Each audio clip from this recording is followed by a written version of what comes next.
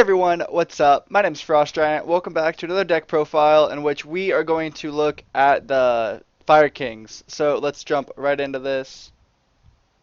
So right off the bat, we have three Fire King High Avatars, because with him, if he is destroyed by card effect, the next standby phase he comes back to the field, and when he's brought back, you can destroy all monsters on the field, which is really beneficial, especially if you have other cards in your deck that when they are destroyed by card effects, they have other abilities, which is pretty much what my whole set is. Also, when he is destroyed by battle, you can special summon one Fire King monster from your deck, except another Fire King High Avatar. Then I've got two Sacred Phoenixes, because when Sacred Phoenix is destroyed by card effect and sent to the graveyard, your next standby phase, as opposed to High Avatar, which is just the next standby phase. So during your next standby phase, he is brought back to the field, and all spell and trap cards on the field would be destroyed that turn. Then I've got two Mana Core of Darkness, in which if this card is, or at the end phase when this card is destroyed, you can send one Beast Warrior, Winged Beast, or Beast type monster from your hand or side of the field to the graveyard to special summon him, which is really good in case you have like, I don't know, maybe Sacred Phoenix on the field. You can send him to the field to the graveyard since he's destroyed by card effects. You can then bring him back, and so on and so forth, and then his ability would kick back in, get out of your updates. Then next we have three Fire King Avatar Yakshas, in which if a Fire King monster you control is destroyed by card effect, you can special summon him. And if this card is destroyed by card effect, you can destroy one card in your hand or that you control, which again, if he's destroyed and you control like maybe the Fire King High Avatar, you can then send him to the graveyard, and since he's destroyed by card effect, he is brought right back to the field, and he can destroy all monsters on the field. So if you see where I'm going with this, there's a lot of destroying monsters by card effects and resummoning them. Then I've got three Fire King Avatar Barong, because when same effect as Yaksha, when a Fire King monster you control is destroyed by card effects, you can special summon him. And also, when he is destroyed by card effect, you can add one Fire King from your deck to your hand, except another Fire King Barong. But that's so good. Then I've got three Solar Flare Dragons, in which at the end of uh, at the end phase of all of your turns, you can inflict 500 points of damage to your opponent. Now, this card isn't really needed, but I like it just because it's got a decent attack of 1500. It's 4-star, and pretty much at the end of every turn, it can inflict 500 points of damage. So that's just direct damage to your opponent. Then I've got two Fire King Avatar Kurins, because when Kurin, same effect as the other two, when a Fire King monster you control is destroyed by card effect, you can special summon him. And when he is destroyed by card effect, you can send one Fire King monster from your deck to your graveyard, which is really beneficial if you have like something like Circle of the Fire King or Rekindling, which I'll get to that in a little bit. And then I've got Fire King Avatar Goronix, in which same concept, face a Fire King monster you can control is destroyed by card effect, you can special summon him. And when this card is destroyed by either card effect or battle, you can special summon one Fire King monster from your deck. So it's pretty much got the same, the last ability is pretty much the same as Fire King High Avatar Goronix.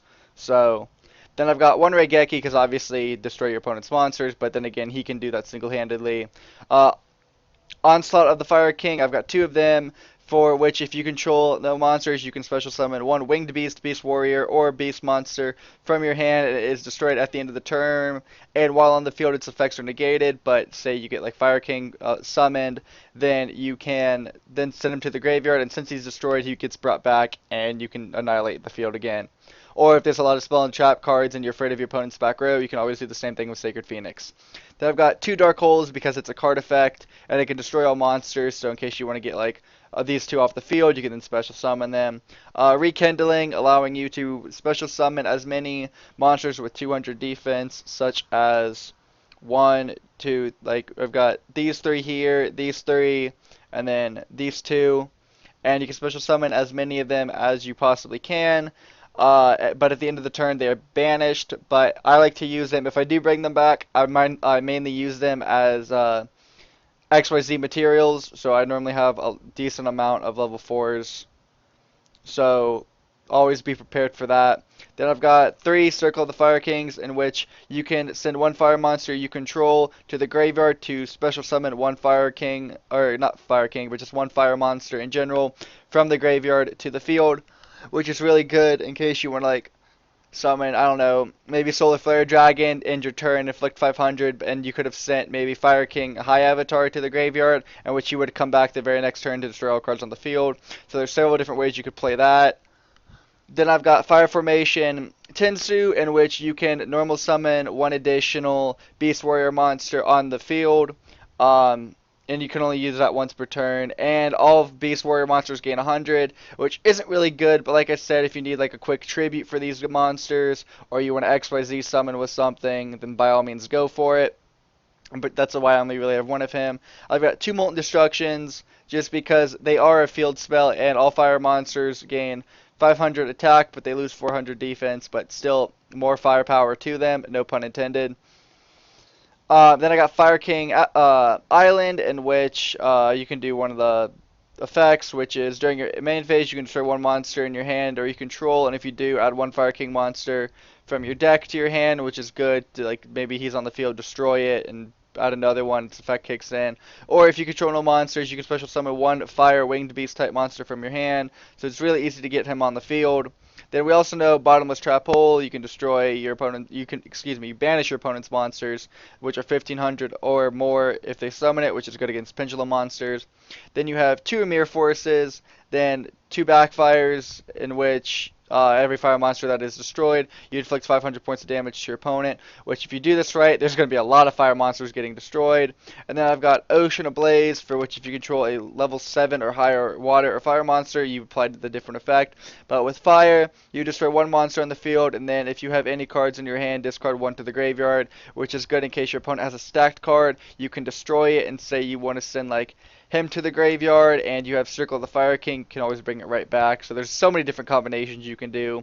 And one of my favorite, by the way, is if you guys are interested, is having 1 Fire King on the field and having another Fire, like, how do I phrase this? Having 2 of them on the field and getting 1 of them destroyed by card effect. So the next standby phase, it would come to the field, destroying the other one and sending it to the graveyard. So literally every standby phase, they're just going to alternate in and out. So even if your opponent summons a ton of monsters, you would then bring the other one back, and it would just immediately eliminate their field. Then you end your turn, next standby phase, the next one comes in, and so on and so forth. So, I mean, that's just a combo I like to use. But yeah, but always definitely keep a decent amount of level 4 XYZ materials, monsters in your extra deck. But I hope you guys have enjoyed. If so, please leave a like, subscribe if you're new, and tell me in the comments below what other deck you guys want to see me use. So I will catch you all later.